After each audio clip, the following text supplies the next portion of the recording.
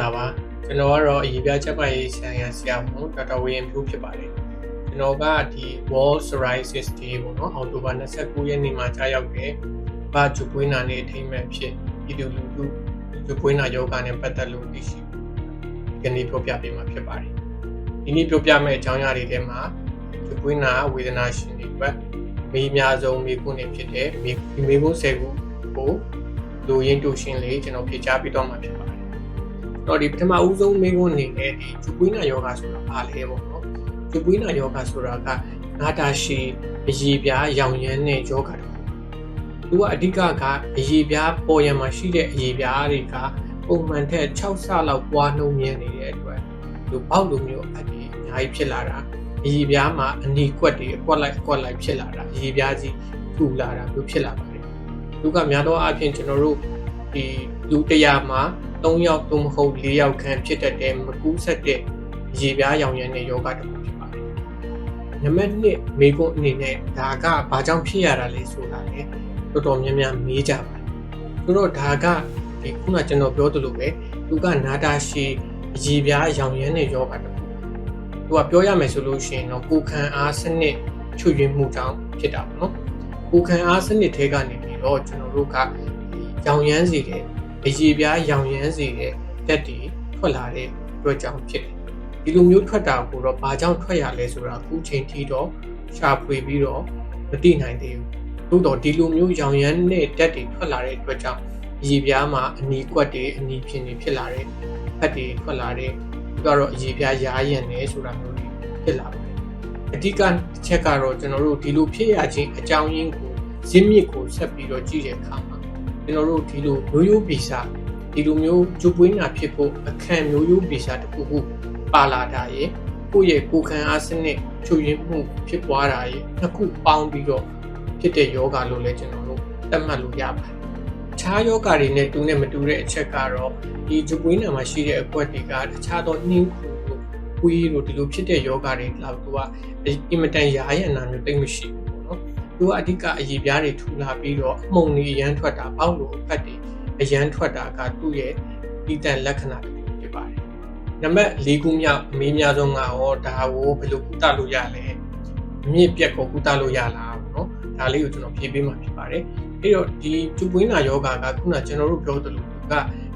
ကိုယ့်ရဲ့ immune system ပေါ့နော်။ကိုယ်ခံအားစနစ်ချွတ်ယွင်းမှုကြောင့်ဖြစ်လာတဲ့ယောဂဖြစ်တယ်ပေါ့နော်။ဒါကြောင့်မို့လို့အပွင့်လင်းဆုံးပြောရရင်ကျွန်တော်တို့ကဒီကိုယ်ခံအားစနစ်ဆိုတာကျွန်တော်တို့ဒီလူခန္ဓာကိုယ်မှာဒါလိုအပ်တဲ့အရာတစ်ခုဖြစ်တယ်။ဒါကြီးကပုံမှန်မဲနဲ့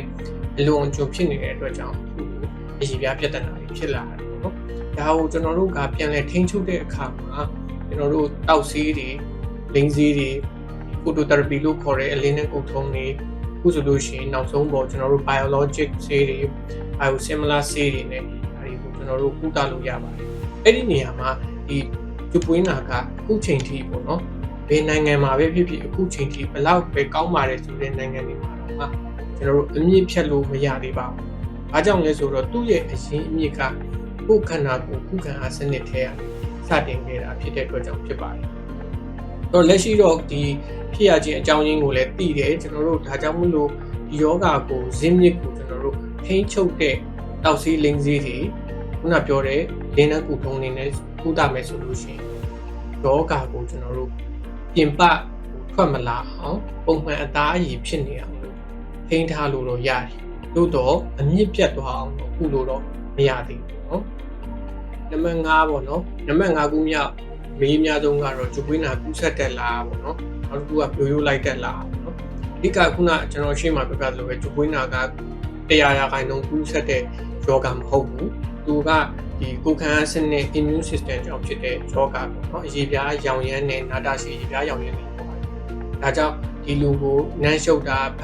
တ်တာဒီဂျူပွေးနာရှိတဲ့လူတယောက်နဲ့ထိတွေ့တာမျိုးသူ့ရဲ့အသုံးဆောင်ပစ္စည်းတွေညပြီးတော့တုံးပြီးတဲ့အခါပူမလာဒီအဖက်တွေနဲ့ထွက်လာတဲ့အရည်ပြားအဖက်တွေပြီးပူမလာ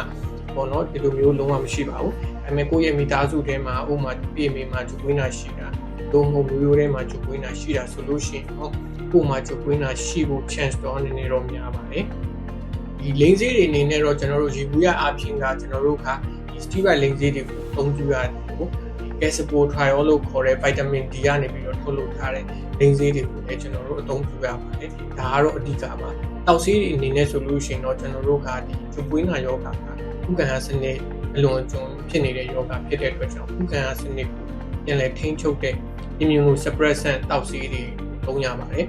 အဲ့ဒီမှာတစ်ဆင့်နောက်တစ်ခုကဒီဆေးတွေနဲ့ကျွန်တော်တို့အဆင်ပြေတယ်ဆိုတော့ပုံမှန်တိုင်းဆက်သွားတယ်ဒီကဲ၍ဒီလို immunosuppressant တစ်ခုတည်းနဲ့မရဘူးဆိုလို့ရှိရင်တော့ကျွန်တော်တို့ခါလေးကြားလို့ရှိရင် biologic တို့မဟုတ် biosimilar ဆေးတွေနဲ့ကျွန်တော်တို့ကုသရတယ်ဥမို့တချို့သောလူနာတွေဒီလိုတောက်ဆေးလိန်ဆေးတောက်ဆေးတွေကိုအဆင်မပြေဘူးတောက်ဆေးတွေနဲ့မတင်တော်တဲ့လူနာတွေဆိုလို့ရှိရင်တော့ကျွန်တော်တို့လိန်ဆေးရဲ့ phototherapy ရဲ့အလင်းတန်းကုထုံးတွေနှစ်ခုပေါင်းပြီးတော့ကုသရပါတယ်ဒီနောက်တစ်ခုကကုသတဲ့အခါမှာလည်းသူကဂျူပွေးနာကတသက်မှတ်တဲ့ရှိနေတာမျိုးမဟုတ်ပဲနဲ့တက်တာရင်တက်တာလို့ဆေးတွေကို short ပြီးတော့ကျွန်တော်တို့ကုသရပါတယ်။ကြည့်၍ယောဂပြင်းထန်ရင်ပြင်းထန်တယ်လို့ဆေးတွေကိုတိုးပြီးတော့ကုသရပါတယ်